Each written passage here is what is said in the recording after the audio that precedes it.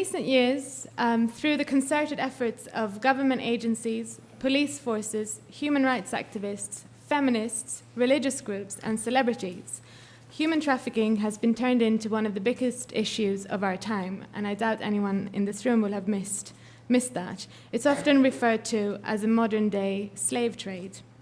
But overall, this kind of sprawling network of self-described modern-day slavery abolitionists is not really motivated by solidarity with migrants. Anti-trafficking is not about safeguarding migrants' rights. Instead, it provides a politically correct framework for clamping down on free movement. In fact, today, I would say that the anti-trafficking industry is the biggest threat to migrants because it undermines migrants' liberties and because it warps the public's perception of immigration. So how does this happen? Well, the first thing I think is important to point out is that this label, trafficking, is really quite a confusing umbrella term that has come to cover diverse means of and motivations for moving. And since it took root in global crime prevention and human rights advocacy circles, it has only helped legitimize tightening migration controls, and all in the name of human rights protection. So, we've seen how governments around the world are responding to trafficking fears by restricting the movement of women in particular, by increasing surveillance of foreign nationals, by raiding workplaces, rounding up migrant workers, locking them up in detention centers, and even deporting them, all, it is said, for their own good. And I think another fundamental problem with the official definition of trafficking, as it's outlined in the UN Trafficking Protocol, is that it leaves little room for consent on the part of migrants. In the anti-trafficking lobbyist's mind, when it comes to people from poorer parts of the world, movement is something that's rarely undertaken voluntarily. Instead, it's something that the poor are subjected to. In fact, migrants are often described as being unaware or in denial about the fact that they've been trafficked.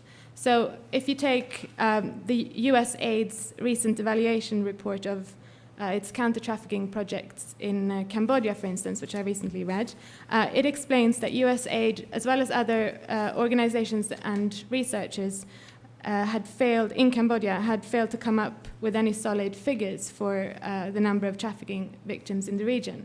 Why? Well, a main reason they listed was because, and I quote, human trafficking victims may be unaware, unwilling, or unable to acknowledge that they are trafficking victims.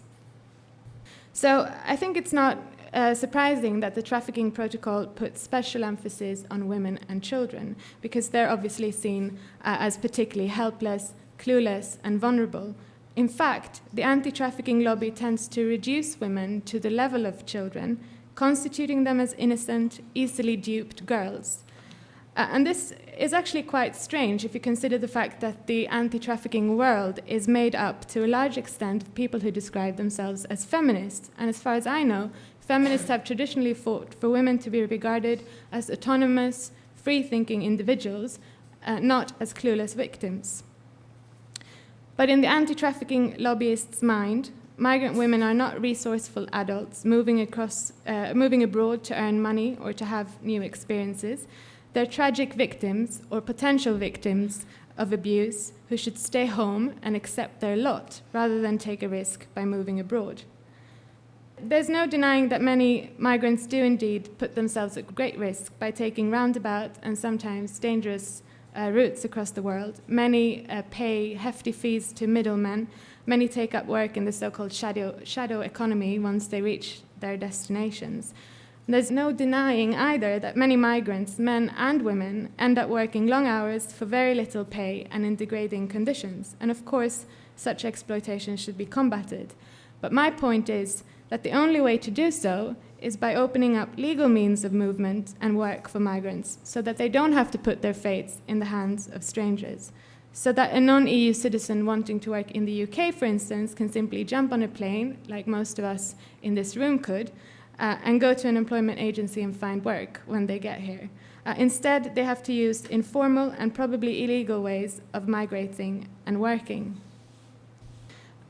I don't doubt that most people who work with counter-trafficking have very good intentions, but we all know where roads paved with good intentions can lead us.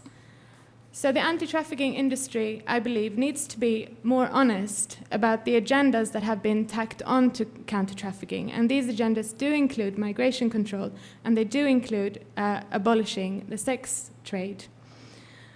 Anti-traffickers also have to take responsibility for the image they've painted of immigrants and how that has affected how the public relates to foreigners in places like the UK.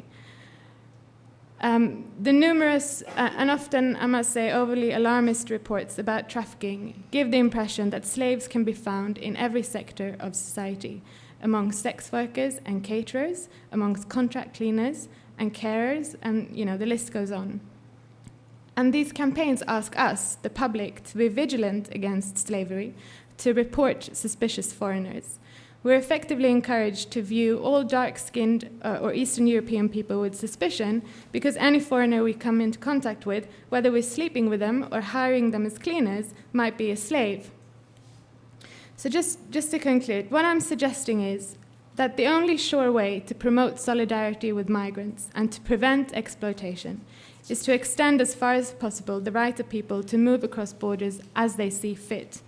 No matter how well-intentioned, as a whole, the anti-trafficking lobby has promoted a risk-averse notion of immigration as dangerous and threatening, both to migrants themselves and to the host countries. They've helped legitimize migration control, surveillance, and deportation as some kind of humanitarian acts. And finally, I think it's important that we remember that migration, even if it's undertaken by people in circumstances that are not of their making, remains an inspiring expression of human agency. People take great risks in traveling to foreign places in the pursuit of a better life. No matter how well-intentioned, in labeling such movement as trafficking or slavery and demanding tougher border controls and police-led rescue missions, the anti-trafficking lobby has become the greatest threat to the people it's purporting to help. As the name of the organization suggests, that I work for Anti-Slavery International, we work against slavery, and we have been doing so for quite a long time. We were founded in 1839, so our history goes back to the original abolitionist movement. And I think one of the issues that we need to be very clear about is, what is it we are fighting? And are we honest about what we are fighting? And I think very often the trafficking agenda or the anti-trafficking agenda has been hijacked by many issues, and trafficking has been used as a way to fight prostitution, irregular migration, illegal employment, and what have you. And I think what is very interesting is that this year, and actually it's a couple of weeks away, we are celebrating the 10th anniversary of an international convention that Natalie was mentioning. And there is also a lot among activists looking back at the 10 years, what have we achieved? And you will find a lot of people who were very active in trying to negotiate the convention and trying to find an internationally recognized and a common definition of trafficking, who are very unhappy with what has happened over the past 10 years. And a lot of the anti-trafficking activists are actually calling for deconstructing the anti-trafficking movement and deconstructing the framework. So I would not agree with Natalie that there is a homogeneous lobby, anti-trafficking lobby, because that's by no means the case. But it is true that there has been a lot of unintended consequences, and that there has been a lot of problems with the anti-trafficking framework, in particular the way the governments have used it or misused it to control migration or to control irregular workers. I think we would not deny, and we know that there is slavery in the world, and the areas of slavery we work on range from the traditional slavery that is still remaining in a lot of parts of the world, all the way to the different forms that we have seen changing over the past 10, 20 years. And of course the question is, do we need, or did we need, a new discourse? Couldn't we have used just the original definitions from early 20th century? We very often would argue that the definition of forced labor, if it was properly implemented and properly applied and relooked at from the perspective of 20th century, would have been useful and would have been enough.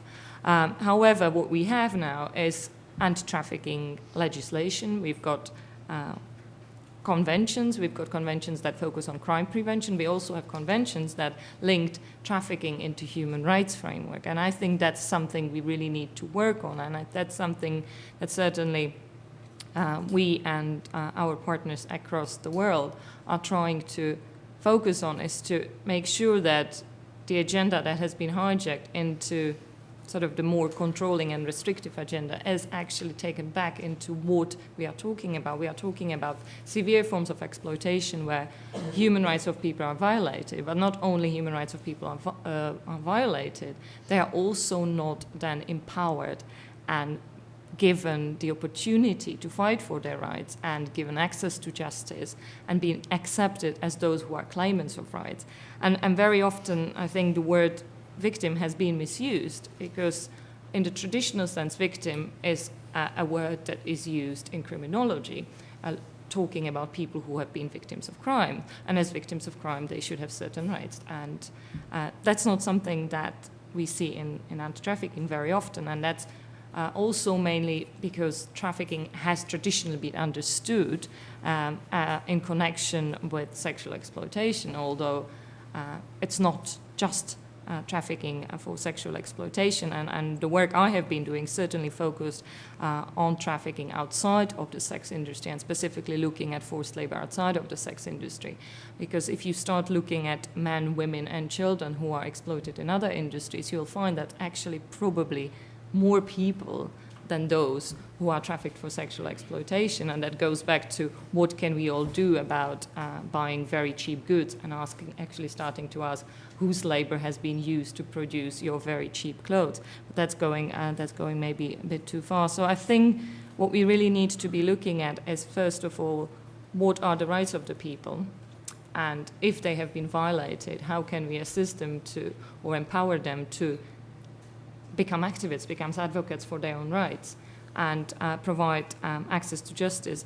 Secondly, what we need to look at is any of the unintended consequences or the collateral damage, what is very often described as how have the anti-trafficking measures affected negatively various groups, and do they have adverse effect on human rights? Because another thing that the governments have learned very skillfully from activists is to use the human rights language. So if you look at policy documents, if you look at governmental representatives, they all would be talking about human rights approach, victim-centered approach. But the policies never say what does it mean in practice and how do they measure, how do you measure success? And that is very problematic. And finally, what we need to look at is that a situation of a person at work is rarely static. So you would have a continuum of, let's say, exploitation that ranges from decent work to forced labor. And yes, we might be talking about, in our work, we would be looking at the most extreme situation that is on the extreme end of the continuum where people are in forced labor and where people are severely exploited. But along the line, there are people who might be exploited or who might be in a situation where they are subject to violations where, let's say, labor laws are being broken, but because they do not fit neatly into a category and their status might be irregular, they have absolutely no access to anything. And I think that's where a lot of the policy has been problematic, because while people are in a situation that's changing and it's not static, policies and the definitions very often try to label people and put them into one category or another. So you are either a victim or you are not a victim, and you get entitlement to something maybe, and you don't get entitlement to anything because you haven't been exploited enough. And that's problematic because, as we all know, if there is an environment that allows for lesser forms of exploitation, there will be an environment that will allow for more extreme forms of exploitation. And if people are unable to, for example, claim unpaid wages because they have been irregular, of course there will be people who will very skillfully abuse that situation.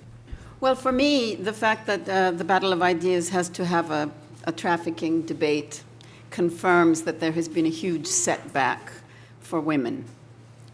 Not because so many women are exploited, but because so many women have been willing to accept the story that Natalie alluded to, that vast numbers of women are being rounded up and enslaved. There seems to be something going on in the world in which that it would be acceptable for people to imagine that hundreds of thousands, if not millions of women are unable to choose anything about their lives at all.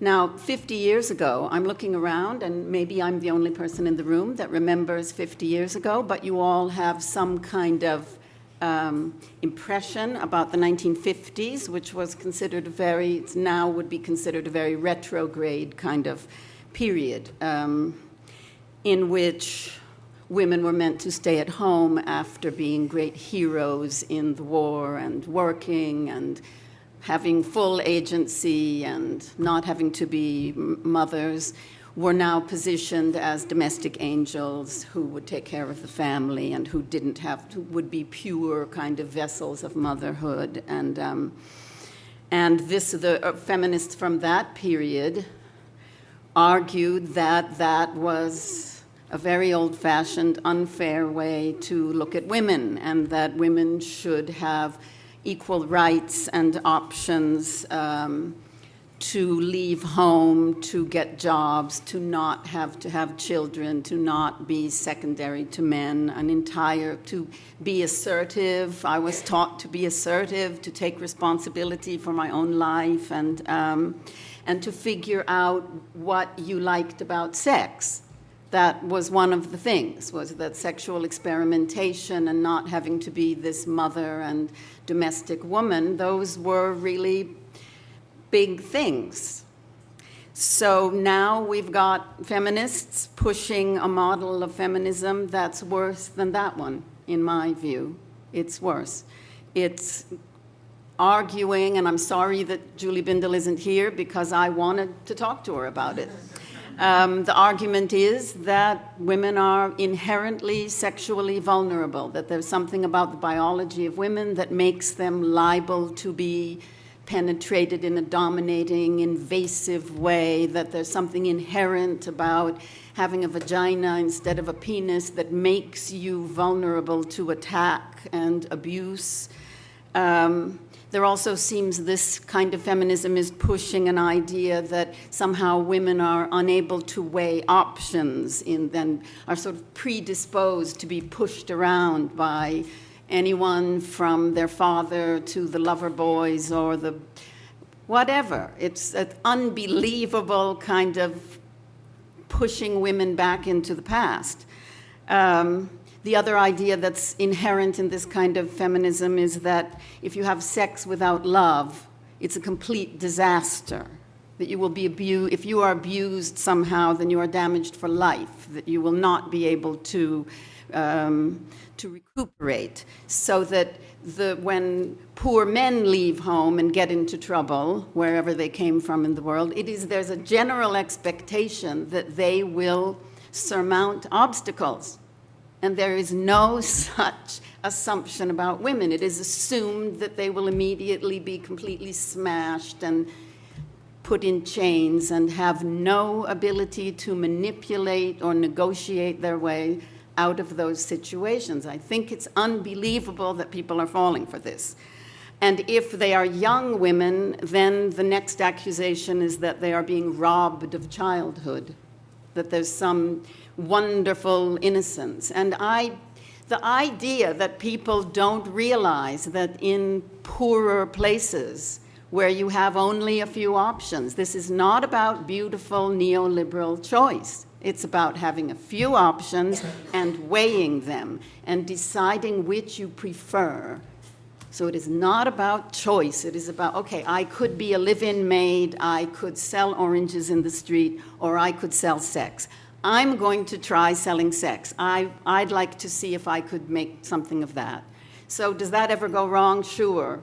But try being a live-in maid. That is at least as bad a job as selling sex in a lot of these situations. And people are imagining that somehow, well, since there's no sex involved, which is a lie, a lot of the maids have to have sex with someone, that somehow this is an acceptable job.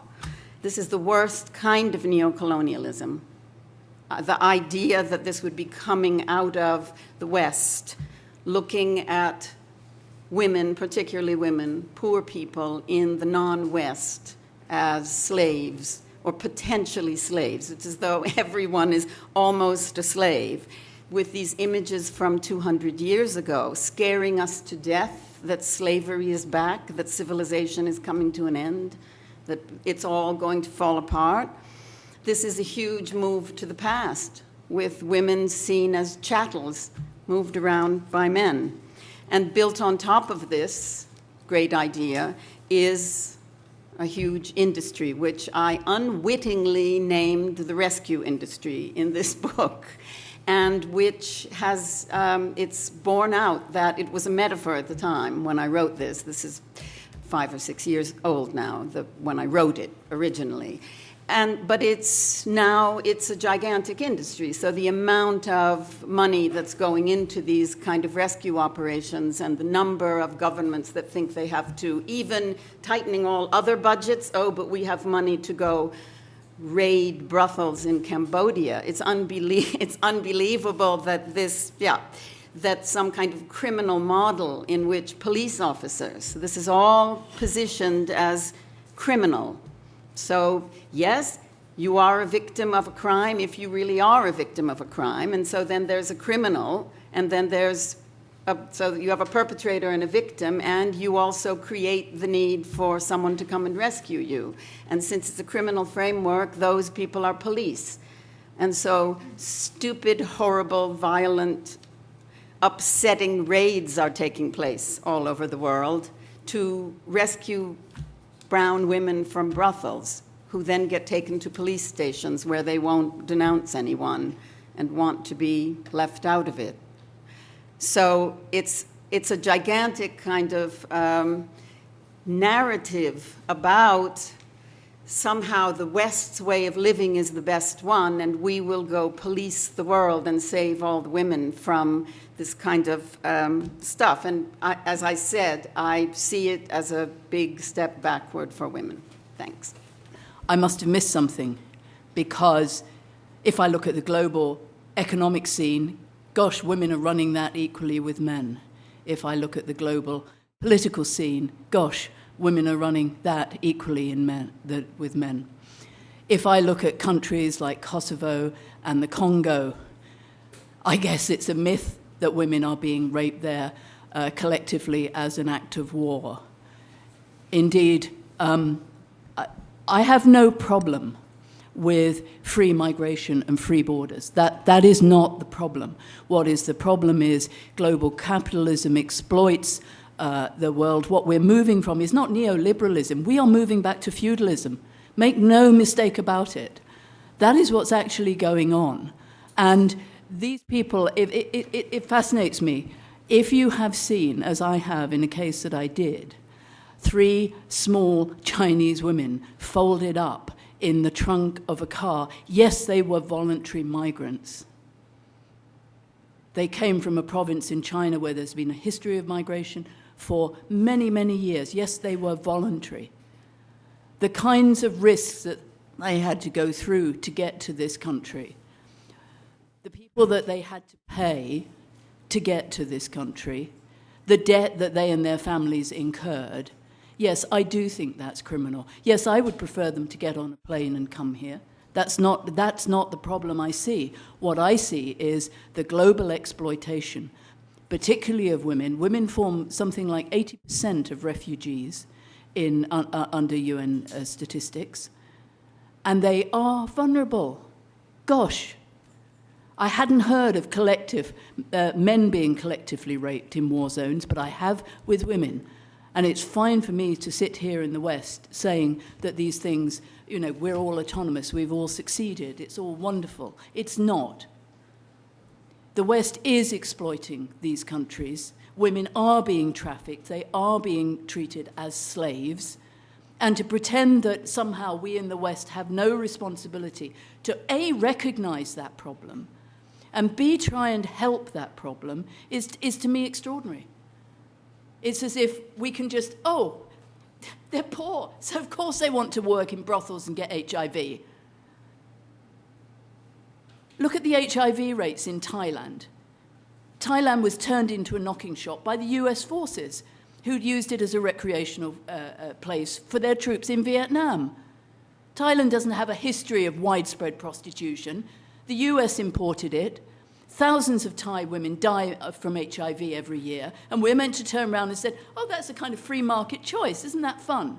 Just like it's a free market choice for the poor to sell their organs to rich Westerners. It's absolute nonsense to talk. I don't talk in terms of choice, I talk in terms of exploitation.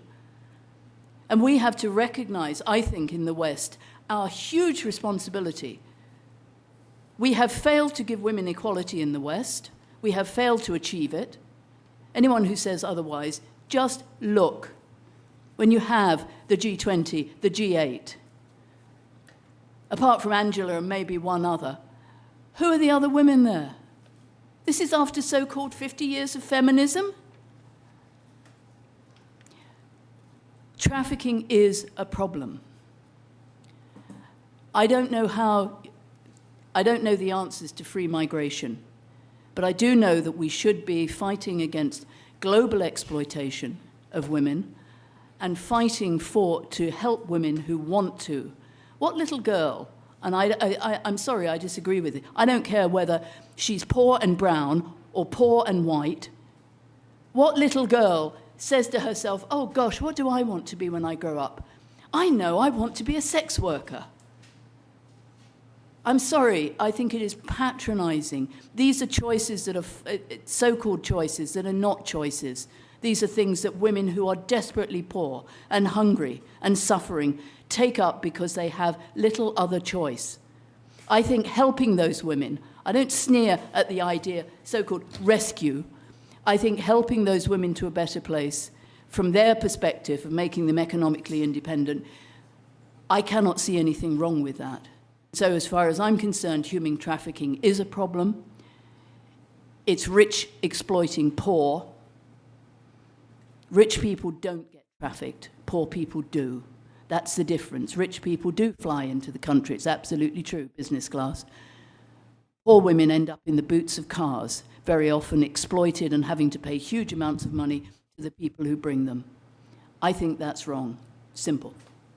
I think that some of the points that were raised are really interesting, and but the whole, obviously I think that maybe little girls will think, oh, I want to grow up, I want to go into the sex industry, but I think that the main issue is that they choose to do this because it's better than anything they've got, other options. I mean, I saw a documentary where there was women in Thailand and they felt forced to go into the sex industry because they had to work so hard in rice fields just to get any food to feed their families. And so the idea that's going in my mind is, instead of just thinking, oh, what can we do to get women out of these immediate situations that they're in, what about trying to improve the situation in their country, or allowing them to move freely out of their country to be in better situations if you feel that what situation they're in now is so much worse? If you're going to oppose trafficking, any kind of trafficking, sex trafficking or trafficking in other industries, surely you have to recognise that the exploitation of people in this way is the result of a lack of openness of our own borders, and which enables and facilitates this exploitation and the immigration controls that are in place that are enforced.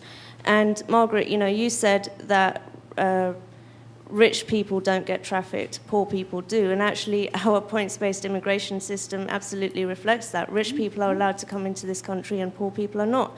If you want to oppose trafficking, you absolutely have to support, logically, as far as I can see, open borders. You have to support the free movement of people so that this can't happen. So I'd like to hear from the rest of the panel what they think about that. What I was quite interested in is I think it's really interesting not to victimise women and to think about free choice. But I've looked quite a lot at the sex tourism industry. It's sort of something I focus on. And what has been problematic for me is when we talk about free choice, we still have to think about how choices are constrained.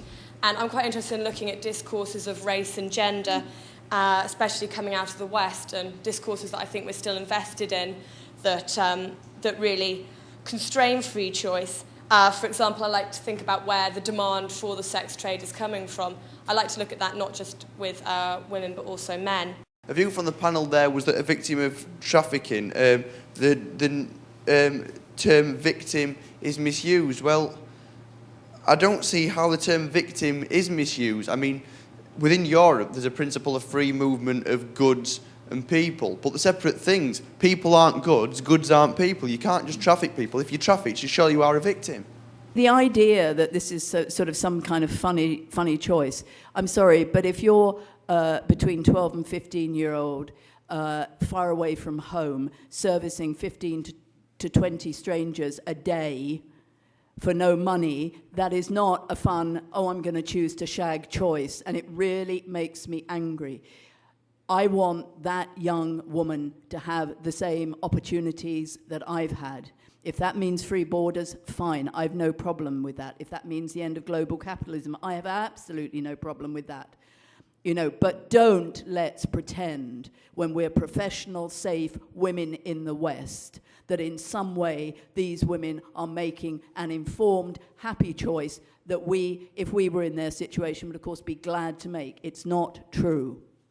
In the 19th century, Josephine Butler wanted to save all women who were becoming prostitutes. And the famous thing that she said was that if she had to be a prostitute, she would be crying all day long. And when I have people with those kinds of responses now, I usually say, it is well known that many people find the thought of doing this absolutely appalling, and they would be crying all day long, and they should stay away from it. They should stay very far away from it. But everyone does not feel the same way about sex. And it turns out that I know this after doing research, not ideology stuff. I started as a person in Latin America doing research with migrants who had two choices. They knew that they could be a maid or they knew that they could sell sex. And do they really know what it's going to be like at the other end? No, no one ever really knows anything. But it is not this extreme kind of idea. There is enormous diversity amongst people who end up doing this stuff. So if you always take the figure of the 12-year-old who was in chains, we will all agree that that's the worst thing you can possibly imagine. But the enormous number of people are in more ambiguous situations, and there is enormous amount of ethnographic work. There's hundreds of studies by now all over the world that show that, yeah, and I repeat, it's not about wonderful free choices. It's about having a few options and ending up preferring one to the other, and some people adapting to it or not. I went over time so I didn't say the stuff about migration policy that I was going to. I don't automatically espouse something called open borders because I'm not sure how that would work. But I'm clear that this is a conversation that needs to be about migration policy and the fact that highly skilled migrants are the only ones that are apparently valued when there are so many jobs in non-prestigious, so-called non-skilled jobs available, which constitute the pull factor for the people from all over the world who know that they can work in the back of a kitchen or as a maid or in construction or agriculture in Europe. And as long as none of those are available for having a work permit, then the idea of migration policy as only wanting good people highly skilled people is the cause of the fact that so many people are constructed as criminal or exploited or whatever. It seems to me that there would have to be a lot of different kinds of models, not one huge thing called open borders, but maybe we could try some different kinds of policies. The situation is a bit more complicated than just opening borders. I think what we certainly do in our work is to campaign for regular migration, labor migration channels that would be actually corresponding to the needs of the labor markets, because the labor market is very clear. There is a shortage of labor in certain industries, which is unfortunately not met by the migration management policy, and that's where that's where the problem is, and that's where we get all the skilled migrants and those who are most needed by the various industries are not able to come, so there are others who come into place to facilitate that. But I think it is more complicated than that. You have people who are in situations of exploitation who are not irregular. There is a huge amount of people who are within the EU, who are EU citizens, yet they still end up in exploitative situations, despite the fact that they do have the same rights as everybody else. There are also people in slavery who are in slavery in their own countries. So it's not, open borders are not an answer or the only answer to exploitation. And I think what we need to look at is, one thing is the freedom of movement for labor, but also the freedom to stay at home and to have opportunities and options at home, because a lot of people would not choose to migrate for work if they had the opportunities and if they were able to survive where they are. So I think that's something we really need to look at, and we should not expect that everybody wants to move away from home to work. They don't, but very often they do because there is no other opportunity. Going back to the misuse of word victim, and I think where it has been misused is in constructing what a perfect victim looks like. And very often what you would see is particular women that are victims of exploitation. Very often the perception is that it should be a battered woman that is crying in the corner. It should not be a woman that is actually starting to ask for her rights, that is angry, that doesn't want to cooperate because what she wants is a viable option. And I think that's very difficult to understand, because the discourse has reduced people into passive victims and expects people to be passive victims, not adults that exercise their agency. Setting aside the fact that a lot of people don't feel like victims. They feel very often, they would feel, I'm a migrant worker and something has gone wrong for me. Yes, I might be a victim of crime, but there is no other offer that is coming to me from the government that has rescued me from that situation. So actually, what I will just choose to go underground and work irregularly, because that's at least something for me. That's at least some sort of an income. Whereas giving a statement against my employer is only going to bring me a deportation at the end of the process, and that's not why I have come from, why I have came here. So, I mean, first of all, I think we have some pretty good news for anti-slavery, which is that slavery was abolished 200 years ago and it has never returned. It doesn't exist today. And in fact, it's a great disservice to history, to the people who lived through slavery, and to the people who are facing exploitation today, to conflate these two things, because they're two separate things. And, it's not part of one historical continuum. And actually, the trafficking discourse, the problem with the trafficking discourse is that all these things get conflated together, things that are part of history, things that are part of the present. And I think the presentations on the panel have shown this. We've heard about everything from, sweatshop and our consumption behavior in the West. We've heard about women being raped in the Congo as part of the civil war there. We've heard about sex tourism. We've heard about the problem of HIV/AIDS.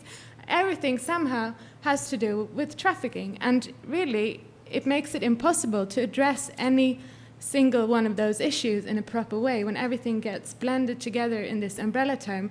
That I'm glad to hear that the trafficking lobby, yes, I have referred to it as a very in a very general term, but I'm glad to hear they're starting to deconstruct it, as they say, and that they're problematizing it, and that they realize that they've done a lot of damage to a lot of people around the world by kind of painting a picture of the world in this very moralistic black and white terms, where we have abusers, those dodgy kind of foreign men, we have the victims, the helpless foreign women, and we have the rescuers, the benevolent, anti-slavery abolitionists on a kind of moral crusade to save the world. And if we have a problem with Western meddling in other people's affairs and Western intervention, that's a very problematic Western intervention indeed. And I do agree that it's really disturbing, this obsession with poor people's, people in the third world and their sex lives. And it's, I think World Right has coined it a missionary position in the past, which I think is very appropriate for this debate as well. And I think that really needs to be challenged. The thing about people are not goods. I mean, I totally agree. People are not goods. They're not commodities. They're human beings with, feelings and all the rest of it, and they have an impact on the societies in which they move in. And that's why I have a problem with the sort of free market argument for free movement, which treats people as goods and which lets people in or out, or leaves people out according to their value to sort of the economy, or in a kind of very utilitarian way. And that's why I think it's a great mistake, as my colleague here suggests, to line up migration policy with the needs of the labour market, because that's actually what's been done through the points-based system, and we've actually ended up closing out vast numbers of people who should have the right to come here and work. I kind of think that I'm confused about how the words trafficking and prostitution have become interchangeable in the media, and how by focusing on the worst case scenarios, the situations of many women are being ignored, and that they aren't, kind of what Laura's saying, I guess. And I don't, especially in the UK media, it's different in Australia, where prostitution has got quite a strong voice, where you don't seem to have any balance in the journalism. And I'd like to hear your opinion about that sort of stuff, because... And I guess I'm a little bit confused about how some types of feminism, like your feminism, which is based on this concept of economic, disparity, how that reaches the conclusions that find themselves in the Daily Mail. I find that a tragedy of feminism, to be honest. And that's sort of how that's being played out in the media. I'd be interested in hearing what you say. My name's Camille, and I work with a sex worker-led project here in the UK called the Crosstalk Project, and we've been around for the last 6 years, and we teach English to migrant sex workers. And we started out with a quote from an Aboriginal Australian activist that says, "If you've come here to help me, you're wasting your time. If you've come here because your liberation is bound up with mine, then let us walk together." And I suppose the thing that my contribution that I wanted to make was, I want us to be aware of the desire to help and the desire to save and the desire to intervene when there are other actions that we can support and be a part of, and those involve enabling and supporting people organising for their own self-determination and their own empowerment, and that it maybe it doesn't actually have to involve us. What we have to do is open up the political and the social and the economic space for people to actually organise for themselves. And workers the world over have transformed industries because they've been able to build collective power, and there is nothing about the sex industry there's nothing about the sex industry that I've seen that means that can't also be the case. If we enable the thought process that people are workers and that they understand the conditions of their own lives and how to change them. To me, dealing with the conditions, giving people more options, open borders will give people more options. And I think that's something that can be campaigned for and should be campaigned for. The other side of it, I think, is problematic, because the idea of punishing and using the law to punish, it does mean giving powers of intervention and investing powers of intervention to Western governments. So you have the use of the powers domestically to stop lots of women to do raids of brothels, and you find that a tiny proportion of the women that are caught through those raids are then allowed to stay in the country. The vast majority are deported. So it becomes the law's been used as a form of deportation. You get the use of laws like, or the use of external relations in the EU, giving funds to the Ukraine to police the borders, to prevent trafficking, to the Libyan government to act as the border of the EU. And it seems that the use of trafficking and the use of the law is something that's been used to close down options and possibilities for people in the developing world rather than open them up. Yes, we can all agree that slavery was legally abolished, but it hasn't been eradicated. And I think there is a huge difference between doing a legal abolition or introducing a law, but actually making sure that the law has been thoroughly implemented. And I think that goes back to what you were saying. Laws are way too often used to punish or to restrict rather than to protect. And I think we have seen some very good judgments recently coming, for example, from the European Court of Human Rights that reminds the governments of the positive obligation to protect people's rights and what that should look like. But there are laws to protect human rights. There's a Universal Declaration of Human Rights. There's the whole human rights framework that is available. That's not something that has been used. That has been used to argue in the margins. And I think that's probably something we can use practically more often. And we certainly are doing it in the organization that I'm working on. And I would agree with you completely that the conflation of trafficking and prostitution and the fascination by the media of it is unbelievable. And it's to the detriment of those who wouldn't have been exploited or who are in forced labor outside of the sex industry, because it is not a story for the media to talk about 50-year-old Uzbeki men that were exploited for labor in the middle of a forest in Poland. It has cost them nearly life because they were living in minus 15 in a cabin, forced to do whatever those who are their employers have asked them to. Passports taken away. They were really treated like modern-day slaves. I mean, there was no difference. But nobody's reporting about it because it's not as sexy, it's not as interesting. So I think we also, and I think a lot of us are also not doing justice to the debate by, again, talking about prostitution. Why can't we talk about forced labor that has nothing to do with sex industry, that has to do with other areas? And I think we need to start introducing that. And I think, we should start talking about men from Tajikistan and Uzbekistan who are in forced labor in forestry in Poland. And that does happen. And nobody's talking about it. The first thing I'm interested in is basic equality for women on a global scale. I don't see it yet. If you tell me I'm being unfair in saying I don't see it yet, just point me where I'm looking wrong. Yes, one of the problems that women face is places like the Daily Mail and the right very often take up issues and distort them for what they do. That doesn't mean that the basic principle isn't right just because occasionally it gets subverted. All right, you have to look at the basic principle. I'm interested in ending economic exploitation. Yeah, global capital. Hold on. Sorry, can I finish?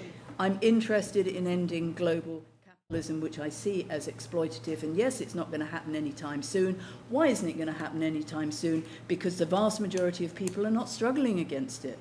There is no ideology countering it at the moment, unfortunately. That's the reality. It's winning. And the more it wins, the more exploitation of the poor will take place. Have no mistake about it. I think that this kind of conversation, I always feel, well, can we please talk about something else now? So I'm glad that Camille brought up ideas about organizing. I think there's been a lot of silly stuff said about unions and the problem of unions. It's very difficult to unionize, although there are some efforts that have got somewhere in some countries, and not just trades union, but different kinds of collective getting together and trying to get something done.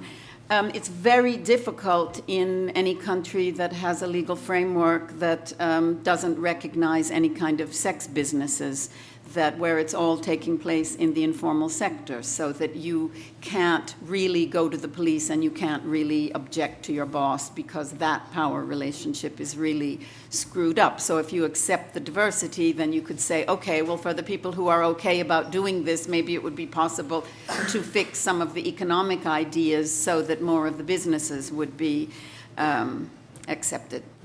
The idea that it's like a Daily Mail scare story is completely wrong. It's very much a broadsheet panic. I mean, you can look at The Guardian every other day or The Times or wherever. It's everywhere. It's not just Daily Mail and those kind of unsophisticated Daily Mail readers who want to read these stories and who believe them. The other thing is that the media is also fed these stories from somewhere. And I don't find, I appreciate, I like what Clara said about it, but I don't find that the NGOs are trying to contest it either, because it's also quite convenient. It brings a lot of attention and it helps their campaigns to spread this very simplistic moral message. And the most obvious kind of situation in which this rises is around sports events. every time we have an international sport event, we have thousands of women who never materialize afterwards. But it's always 40,000. Actually, it went from 10,000 in the Sydney Olympics. It got sort of doubled to 20,000 by the time we came to Greece. Then it became 40,000 in Germany, and again in the South African World Cup. So, I mean, it's always this neat, round figure, always the same figure. And what happens is that, and usually that's a result of trafficking victims having been conflated with sex workers. Again, because in Germany there was a circulation of this rumor that mega brothels were being put up to satisfy all these like sex-crazy football fans. And it was said somewhere at some point that they would have space for 40,000 prostitutes, and that got translated into 40,000 sex slaves are being shipped into. There's going to be a sex explosion. That was in The Guardian. There's going to be a sex explosion, or perhaps Independent, in Germany. And it never happens, and these figures never turn out to be true. And it's not like sex workers' lobbies denying them and doing, skewing the figures. It's actually kind of EU bodies and police forces and so on that have that, the ones that are working to end trafficking in their own reports of the outcomes cannot find the victims that were claimed to be there. So it starts with an official grasping a figure out of thin air. The media grabs it, puts the headlines out, but also the NGOs make use of it. I want to come back to this point about women being forced into prostitution that we were talking about earlier with Margaret, about having a happy choice. I've got friends, English friends, with the same educational background as me, that are smart business women that choose to do prostitution. And they because it makes sense. And they're allowed to do it. You might remember a story from a couple of weeks after the Haitian earthquake in January of some American missionaries from the Midwest who got caught taking some orphans over the border from Haiti into the Dominican Republic. I don't know if there's a big story here. It was in America. And anyway, so they were put on trial for that, and rightly so. But they were only the ones who got caught. In fact, in the US right now, there are several hundred children from Haiti who were removed in the weeks after the disaster. And they're removed by military, by non-governmental organizations, basically anyone, these planes were going over there with the food and the aid and so forth, and they were bringing back children. There was no attempt, in most cases, there was no attempt to get permission for this. There was often no attempt even to check whether they were orphans and get permission of parents. So, right now they've got, a number of these children have been placed with families in America. Others are sitting in homes. They've got no paperwork. They don't even know their names. There's no possibility to trace them back to their parents. But anyway, it just struck me that they call that saving orphans, not human trafficking. I'm sure those young women, friends of yours, have realised that despite getting degrees and all the rest of it, they're still earning a lot less than the young men. Rational choice. I'm not denying that there is rational choice in every society. What I'm against is exploitation, and there is global exploitation going on. We are part of it. The easy part of rescuing people is the only part that's getting any attention, which is rushing in like cowboys to liberate slaves in brothels. There are some real victims in there. The research that's taking place in those kind of detention centers and homes is completely disastrous about what's happening, because there are no proposals for how to do this famous thing that you do for prostitutes, which is rehabilitate them, and they're getting deported, and they don't want to be in repressive homes. I've visited them that have bars and that people cannot leave, and if they left, they don't have any rights. So you get riots in homes because of people wanting to get out, which is just what they did 200 years ago as well. So if you think that rescue is a good idea, then you need to think through what will be the different steps after the police go in on their horses and round up all the people and take them to police stations where no one wants to denounce anyone. I think what we all know is that there are a lot of problems, and we haven't talked much about solutions here today. So I think I would like to bring back the idea of self-organizing and organization, and give you a very good example of work that we have been doing with in some of the Indian states, with bonded laborers and former bonded laborers and the trade unions there. And it was very successful to organize the bonded laborers and link the organization with the land reform so the people can self-organize, but they also have a place where they can work on and where they can support their families. And I think that's something we need to look for, not only self-organization and giving people choices, but also giving them space to exercise their choices. And just quickly going back, I think there will be more and more in the media around the Olympics, and I agree with what Nathalie said, the whole scare. But I think what people are not asking is, there is a lot of products, there's a lot of services that will be needed, and there is a campaign that's called the Playfair campaign that looks at actually working conditions of those who produce the merchandise and apparel that is produced in and for Olympics. And I think that's something that we can start talking about, is what are the working conditions of people that have produced all the goods that are coming to the Olympics. And you might have also come across some arguments from the police talking about rise in demand for sexual services in the 5 Olympic boroughs, that is driven by the construction workers. And my answer to that would be, if the construction workers can afford to go and pay for sex, that's good, because they are probably getting fair wages and they are treated well. But nobody's talking about the working conditions of the construction workers. But then I think, yeah, if they have the money to go and look for services they want to pay for, I think that's a good sign in terms of their working conditions.